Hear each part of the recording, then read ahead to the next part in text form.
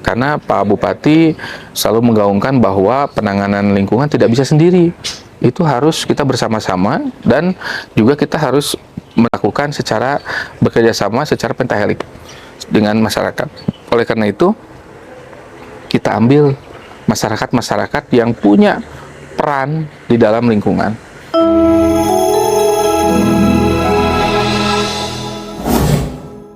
Assalamualaikum warahmatullahi wabarakatuh. Sampurasun Sobat LH Kreatif, berjumpa lagi di podcast Lingkungan Ngabedas. Ngobrol asik bareng aksi dan solusi. Hari ini telah hadir Bapak Robi Dewantara, SHMSI selaku Kepala Bidang Pengendalian Pencemaran dan Penaatan Hukum Lingkungan. Gimana Pak? Sehat Pak? Alhamdulillah.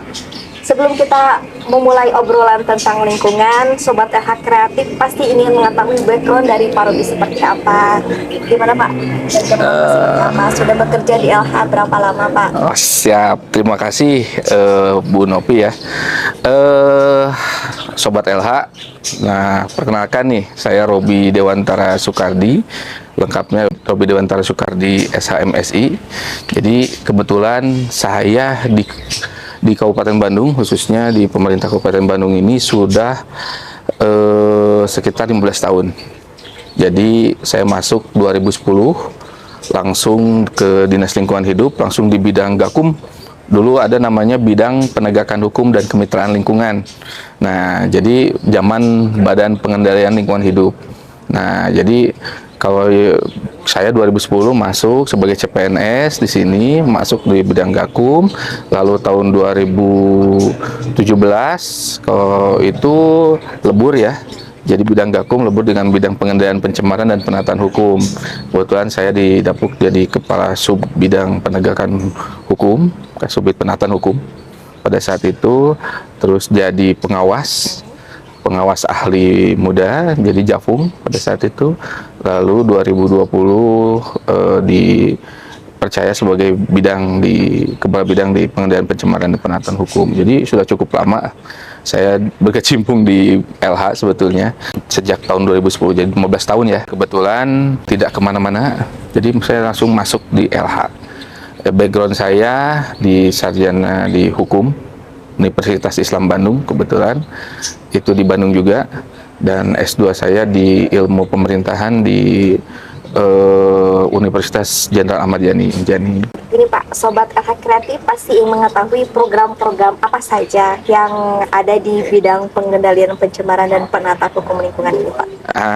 Terkait dengan program bidang pengendalian pencemaran dan penataan hukum ini cukup banyak program atau yang diempu di sana, namun terbagi pada 3 sub koordinasi ya.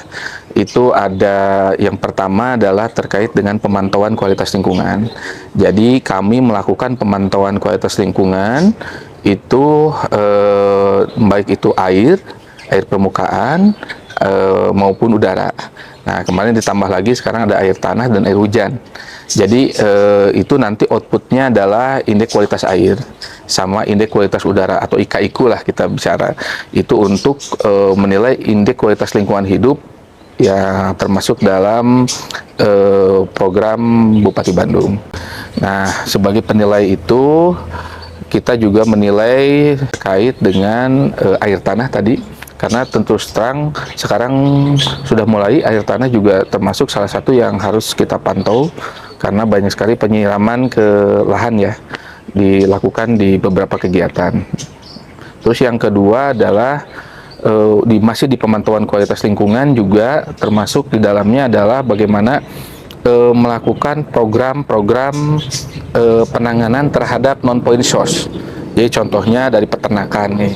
Jadi kalau Bu Nopi tahu atau rekan Sobat LH tahu bahwa non-point source itu adalah seperti perusahaan yang point source itu perusahaan-perusahaan yang sebetulnya sudah punya izin, tapi kan ada juga kegiatan-kegiatan yang berbasis ke masyarakat. Contoh peternakan rakyat, terus ada pemukiman dan sebagainya. Nah, itu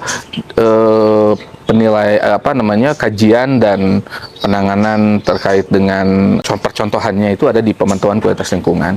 Nah, terus dari pemantauan kualitas lingkungan juga kita beralih ke subkoordinasi pengendalian pencemaran lingkungan. Itu di dalamnya ada pembinaan, Bu Nopi dan Sobat LH. Itu di pembinaan itu kita kalau sudah suka tahu ada properda, properkab gitu ya. Nah, kebetulan itu ada di sana.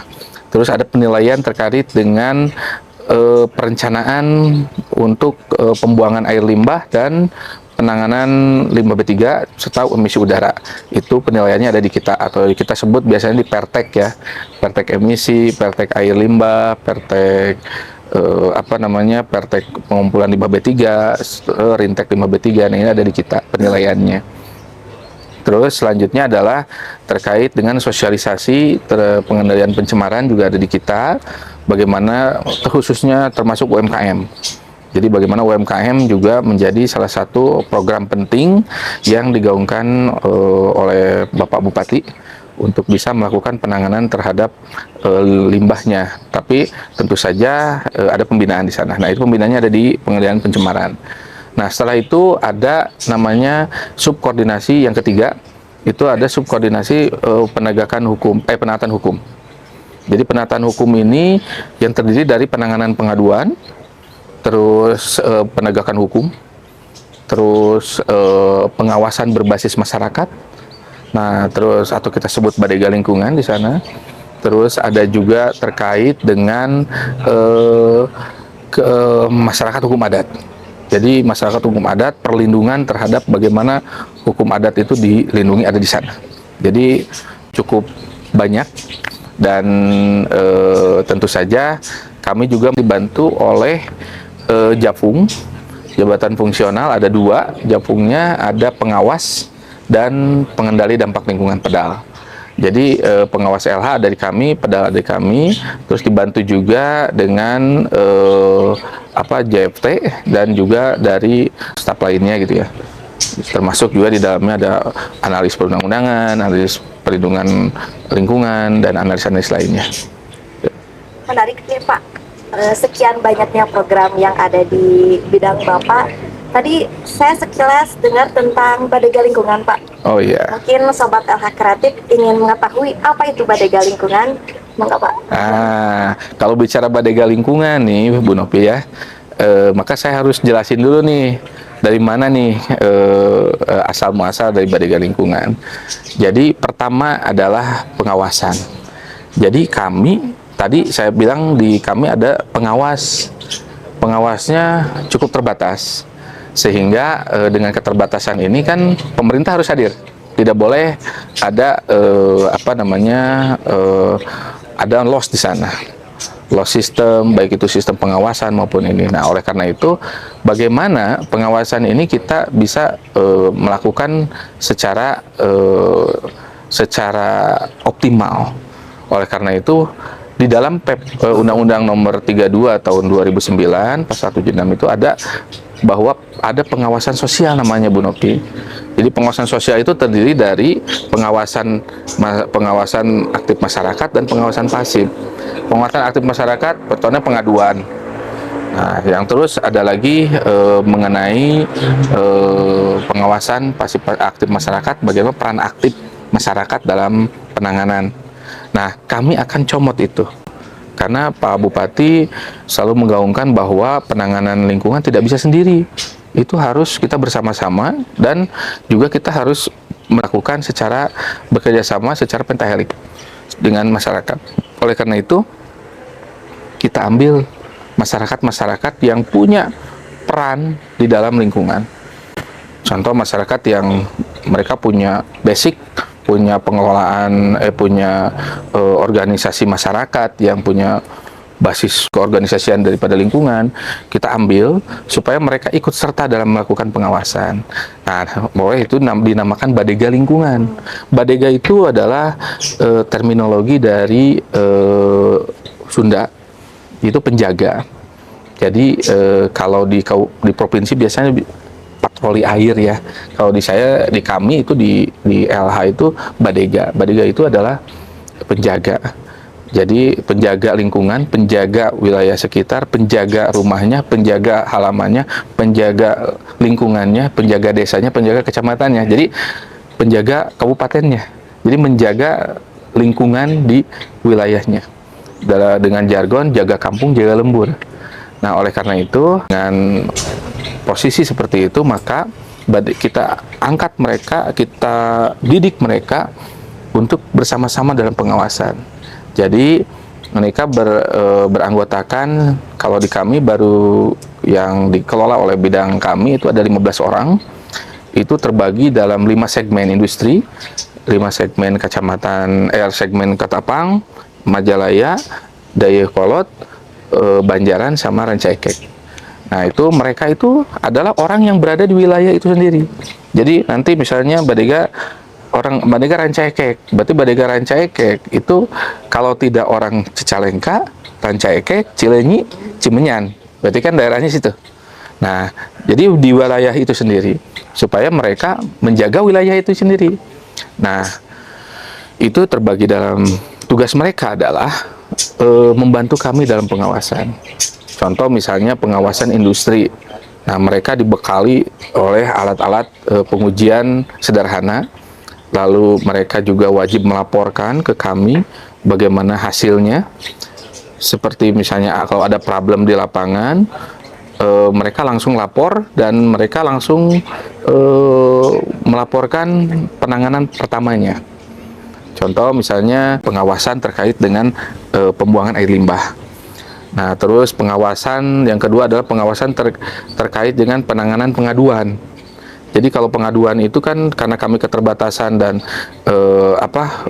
kondisi Kabupaten Bandung yang cukup luas, jadi kami bagaimana pengaduan masyarakat itu dilakukan harus secara cepat.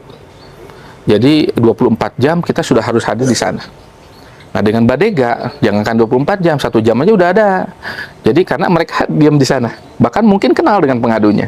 Maka dari itu secara tidak langsung mereka bisa berinteraksi dan mengetahui penyebabnya apa, permasalahannya apa, sehingga kami itu datang ke sana sudah dalam bentuk penanganan yang harus dilakukan. Nah, itu bahkan mereka bisa melakukan penanganan sendiri. Nah, dengan apa? Kolaborasi dan sinergitas dengan kewilayahan. Kita tidak lupa di sana ada desa, ada kecamatan. Oleh karena itu, bagaimana peran aktif Badega Lingkungan untuk bersama-sama dengan desa dan kecamatan dalam penanganan. Nah, yang selanjutnya adalah mereka bersosialisasi. Mereka melakukan sosialisasi terkait dengan program-program kedinasan DLH, misalnya sosialisasi terkait dengan lubang cerdas organik misalnya dalam penanganan sampah, atau sosialisasi terkait dengan peraturan di Kabupaten Bandung, jadi yang nantinya akan disampaikan kepada masyarakat. Nah, itu sosialisasinya akan bersifat seperti mengobrol, Pak. Seperti ini gitu, ngobrol di warung kopi dan sebagainya, sehingga nanti ada permasalahan-permasalahan yang terjadi di wilayah itu bisa diserap dan menjadi bahan untuk kami dalam penanganan. Nah, itu sudah sukses dilakukan di Pangalengan, di Rancaikek, Pasir Jambu, terus di Majalaya.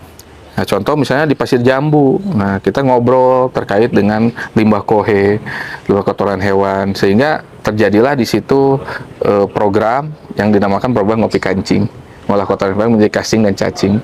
Nah, jadi itu menjadi salah satu sumbu utama yang dari masyarakat yang akan disampaikan kepada kami menjadi masukan, sehingga program-program menjadi optimal. Nah, itu sekilas Badega Lingkungan sebetulnya. Jadi prinsipnya adalah yaitu pengawasan lah. Jadi kalau kita ngawasi, ada masyarakat di lapangan, mereka wajib melaporkan, ada beberapa indikator kinerjanya, yaitu yang mereka lakukan gitu, Pak. Gini Pak, mungkin sekarang isu lingkungan itu semakin meningkat ya Pak, apalagi sekarang lagi musim hujan. Nah, terkait dengan masyarakat nih, ingin mengadu tentang pencemaran Pak, kadang masyarakat itu tuh bingung mau mengadunya ke siapa, lewat apa. Nah, itu Pak, ingin tahu nih masyarakat dan sobat LH Kreatif kalau ingin melakukan pengaduan pencemaran itu melalui kemana saja atau bisa kemana saja Pak? Nah, Bu Novi, terima kasih Sobat LH. Sobat LH jangan khawatir, kalau ada pengaduan masyarakat kita ada sekitar 11 akses pengaduan. Yang pertama adalah kita bisa mengadu langsung datang ke LH bawa bukti atau bawa apa, silahkan. Kami ada namanya pos pengaduan. Yang kedua adalah kita bisa melakukan secara surat menyurat. Nah ini banyak Bu Nopi, jadi kita bisa surat menyurat, datang surat ke kami, pasti kami tindak lanjuti. Terus bisa dengan telepon di kantor, itu kok teleponnya telepon kantor 58022 589 2909, itu nanti kita sebarkan ya di ada ininya. Nah terus yang ketiga adalah bisa ke telepon WhatsApp. Nah WhatsAppnya mungkin di sini ya. Terus WhatsApp kita itu 24 jam Bu Nopi, WhatsApp ya, bukan teleponnya. Jadi WhatsAppnya itu 24 jam, pasti kita tindak lanjuti karena itu pasti aktif 24 jam. Nah, terus WhatsApp bisa sekarang udah mulai banyak media sosial Bu Nopi. Sobat LH bisa masuk Instagram ya, Instagram, terus bisa masuk ke Facebook, di Facebook kami, terus ke YouTube, kita bisa masuk ke ke Twitter, terus bisa masuk juga ke Badega Lingkungan. Jadi kalau ada Badega Lingkungan di sana kita bisa sampaikan nih Badega Lingkungan dia punya ada itu, sampaikan keluhannya di sana. Terus bisa masuk ke desa setempat, bisa masuk ke kecamatan setempat. Jadi semua area itu bisa kita sampaikan karena kita punya MOU juga, bukan MOU ya namanya, penyerahan kewenangan dari kabupaten ke desa dan kecamatan itu terkait dengan fasilitasi pengaduan. Nah itu juga ada di sana. Jadi yang paling banyak sekarang Bu Nopi yang masuk ke kita itu di Instagram. Jadi Instagram nih khususnya sampah nih banyak. Nah ini kita masuk, kita tangani Badega Lingkungan. Terus yang kedua itu banyaknya di WhatsApp ya, di WhatsApp atau secara langsung masih banyak di sana. Pak, ada nggak sih cerita yang menarik nih tentang pengaduan yang pernah diterima oleh lingkungan hidup ini? Cerita menarik sebetulnya semuanya menarik Bu Nopi karena dasar pengaduan itu banyak ya, berbagai macam motif yang ada di penanganan pengaduan itu. Ada yang memang terganggu, sangat terganggu. Ada yang sebetulnya mereka punya udah permasalahan gitu ya dan sebagainya. Tapi pada prinsipnya apapun itu kita layani. Kita layani karena bagi kami adalah masyarakat mengadu berarti ada permasalahan di sana yang menjadi yang pemerintah harus hadir.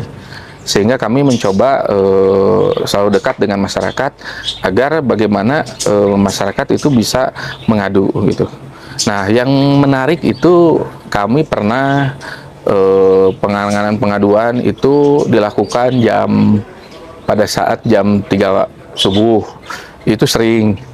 Jadi kita ditelepon, Pak, ini pengaduannya jam segini. Ya sudah, kita karena di orang-orang LH itu ya, orang-orang di kami itu khususnya di penegakan hukum, mereka di kendaraannya sudah siap tuh. Ada satu set pengambilan sampel. Kebetulan kita juga sertifikasi semua sampelnya, jadi tidak perlu nunggu siapapun, setiap orang bisa langsung berangkat. Karena tentu saja kalau pengaduan kan banyak ya, buangnya jam malam apa dan sebagainya, kita kucing-kucingan lah. Terutama pada saat kita juga kolaborasi dengan Citarum Harum ya, dengan para sektor, itu kita juga kebanyakan sektor juga menghubungi kita tuh juga malam hari. Jadi kita selalu harus siap karena itu yang tugas utama kita. Hanya yang ada satu lagi Bu Nopi yang memang ini jadi hal yang baik bagi kami adalah bagaimana masyarakat sangat ketika pengaduan itu sudah tertangani dan sudah beres ditangani itu, kami selain mendapatkan penyelesaian terhadap penanganan itu, tapi kami juga mendapat kepuasan tersendiri gitu Bu Nopi. Jadi ada kepuasan batin yang tentu saja rekan-rekan juga sama di lapangan. Bahkan ada masyarakat yang menipu kami dalam tanda kutip gitu. Jadi waktu itu kita ada pengaduan tuh di salah satu daerah. Itu hari Minggu itu ditelepon, Pak Robi itu ada pengaduan, ada ada ini masih jelek, masih ini dan sebagainya. Nah, kami bersama tim datang ke lokasi pada hari Minggu itu jam 1 siang lah. Itu kita sampai di sana, ternyata kami ditipu. Ditipunya bukan ditipu jelek ya, tapi ditipu ya agak lucu gitu. Pas datang ke sana itu masyarakat tuh udah ngumpul, satu RW mungkin udah ngumpul di sana. Mereka mengucapkan terima kasih ke kami, sembari mereka ngaliwat bersama gitu. Wah, itu saya terharu gitu ya. Ya bukan, ternyata kerja di melaksanakan tugas dengan baik itu tidak hanya materi saja gitu ya yang kita dapatkan, tapi juga kepuasan imaterial yang tidak bisa itu dibeli dimanapun gitu. Nah, itu bagi kami itu sangat di mana masyarakat itu berterima kasih ke kami ke dalam hari ini. Nah, itu yang tidak bisa kita kita bayangkan gitu ya, tidak bisa kita ini, mungkin sulit untuk bisa men-setting gitu ya. Nah, itu kan susah masyarakat, jadi bagaimana pandangan masyarakat udah berubah gitu untuk itu. Nah, itu hal yang lucu gitu Bu. Dan banyak juga pengaduan yang notabene ketika kita ngadu udah mau kita penegakan hukum, tahu-tahu datang ke sini masyarakatnya, Pak, kasihan yang diadukannya gitu ya, minta di ini kan. Nah, kalau itu memang agak kita juga memberikan penjelasan bahwa penanganan pengaduannya kita sudah selesai, tapi pelanggarannya tetap kita tangani berdasarkan penegakan hukum. Ya tentu saja itu kita sampaikan secara baik dan itu diterima oleh semua pihak. Dan itu banyak sekali posisi yang cerita-cerita ya di lapangan yang memang jadi menjadi situasi yang bagus itu. Sepertinya tidak cukup ya Pak kalau misalnya mau ngobrol semua program yang ada di bidang P3HL ini. Jadi kita baru ngebahas tentang Badega Lingkungan sama pengaduan. Sedangkan masih banyak program di bidang P3HL ini yang Bapak luar biasa Bapak ini. Terakhir nih Pak, ada pesan dan kesan ya Pak agar lingkungan ini menjadi lebih baik ke depannya Pak. Nah, sebelum itu Bu Nopi, saya mau nyicipin dulu kopi nih. Dari tadi kopinya udah dingin nih. Ya, ini kebetulan di LH ini ada kafe, ada kafe LH ya. Jadi kita selalu nongkrong di sini. Kadang-kadang bukan hanya sebagai bagian daripada minum saja, tapi kita diskusi, ya bahkan mengerjakan diskusi dan meeting juga kita di sini. Jadi orang luar pun bisa bisa sangat bisa, mangga. Jadi sobat kreatif, selain warga Kabupaten Bandung juga bisa ikut nongkrong, ngopi-ngopi di kafe. Konsultasi bisa. Konsultasi juga. Jadi konsultasi kita bisa di kafe ini juga. Kita kebanyakan kaku ya Bu Nopi ya, suka kalau konsultasi itu kalau masuk ke kantor tuh kayak mau disidang gitu ya. Jadi kalau konsultasi kita rubah bagaimana penanganan, termasuk penanganan konsultasi pengaduan. Kita pada kan tegang tuh masuk kayak di BAP gitu. Di sini kan sambil ngobrol, sambil ngopi, sambil ngobrol ya, kita rubah citranya menjadi citra yang lebih ramah terhadap terhadap masyarakat gitu. Itu. Tapi kopinya enak.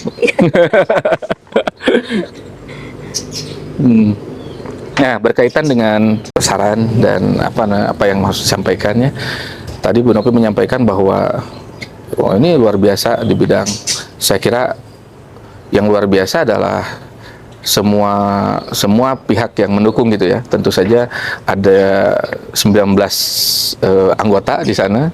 Kalau saya sendiri nggak bisa Bu Nopi, saya nggak bisa dibantu sama tim-tim di lapangan. Ya itu luar biasa. Saya kira itu yang menjadikan LH ini tetap eksistif dan tetap menjadi kebanggaan bagi masyarakat Kabupaten Bandung. Nah, untuk yang lainnya mungkin saran dari ini bahwa kita bisa melakukan penanganan untuk pengaduan, jangan khawatir, silahkan masyarakat ikut serta dalam pengawasan, dan jangan khawatir identitasnya terbuka, enggak. Saya pernah ada identitas salah satu di ruang rapat yang sangat krusial pun mau dibuka identitasnya, tetap kalau yang bersangkutan tidak mau ya sudah tidak Jadi mau. jangan merasa takut. Jangan merasa takut. LH mah Rahasiakan baik-baik ya, dan kita pasti dirahasiakan. Bahkan bertahun-tahun dokumennya juga di-keep di kita. Dan dokumennya ketika dilaporkan itu dalam bentuk kode. Jadi kita tidak bisa mengakses, dan yang tahu itu hanya penerima, saya mungkin, dan Allah Subhanahu Wa Taala. Jadi tahunya itu. Jadi kita jangan khawatir, dan masyarakat berhak membantu dalam penanganan atau pengawasan apabila ada di lapangan ada sesuatu hal yang mungkin perlu kita awasi atau kita perbaiki. Itu mungkin Bu Novi. Terima kasih Bapak Robi telah hadir di podcast Ngabedas ini. Sobat LH Kreatif, jangan lupa tonton terus podcast LH baik itu di channel YouTube DLH Kabupaten Bandung dan juga di Instagram DLH Kabupaten Bandung. Terima kasih atas kesempatan. Sama-sama Bu Novi, Sobat LH, terima kasih. Saya pamit. Assalamualaikum warahmatullahi wabarakatuh.